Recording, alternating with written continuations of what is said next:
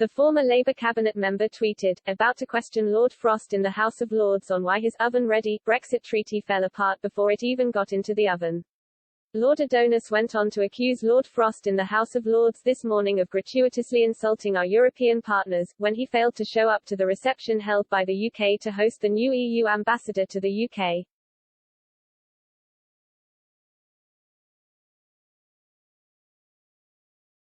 He also claimed that Lord Frost had decided to set himself up as an anti-diplomat rather than a diplomat and unlearn all the arts and craft of his trade that he had accumulated over the previous 20 or 30 years.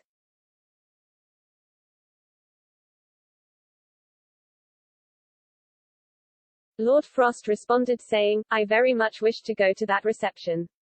Unfortunately, as colleagues know, I was not well on Tuesday and could not attend, but my office was there and represented me.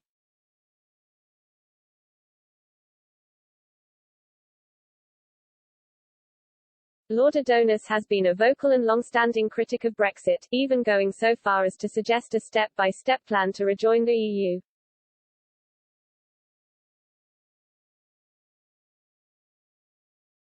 At the Labour Party conference in Brighton in September, Lord Adonis said that rejoining the EU was our destiny.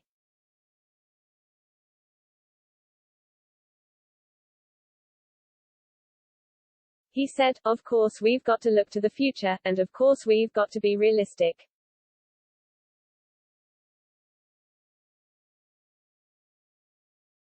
I'm chair of the European movement, cross-party we should be in favour of electoral reform, in favour of a progressive alliance.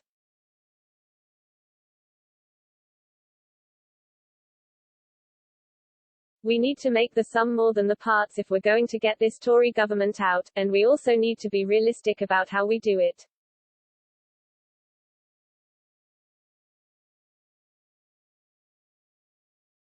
Step by step towards rejoin should be our strategy.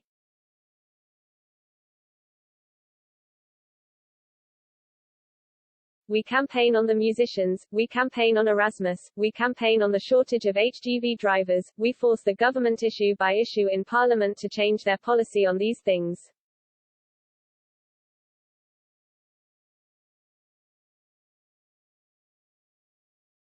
We force them to eat their words, and bit by bit we then come back again.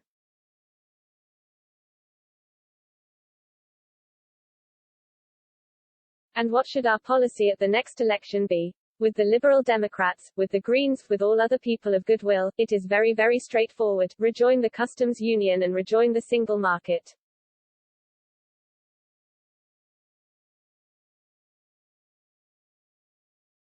Next step, back into the EU.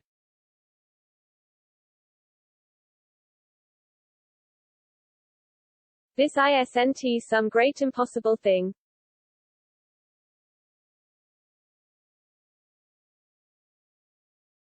Lord Adonis also recently blamed Brexit for the shortage of HGV drivers in the UK, saying that many European workers left the UK because of COVID and are yet to return as a consequence of Brexit.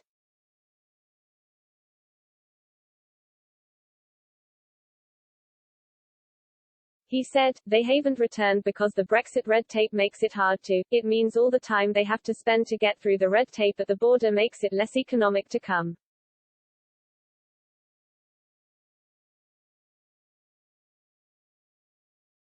But also, their employment status is in jeopardy and it means they no longer have a right to come back into the country in the way they did before when there was a single market.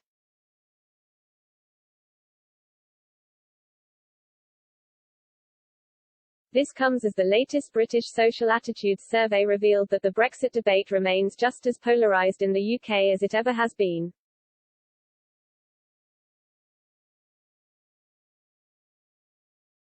The survey revealed that 9 in 10 of Leave and Remain voters would vote the same way in another referendum.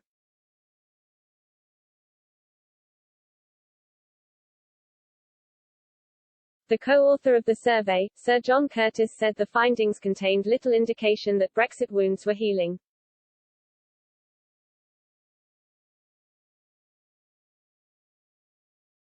He said, as a result, Britain is left divided between one half of the country who now feel better about how they are being governed and another half who, relatively at least, are as unhappy as they have ever been.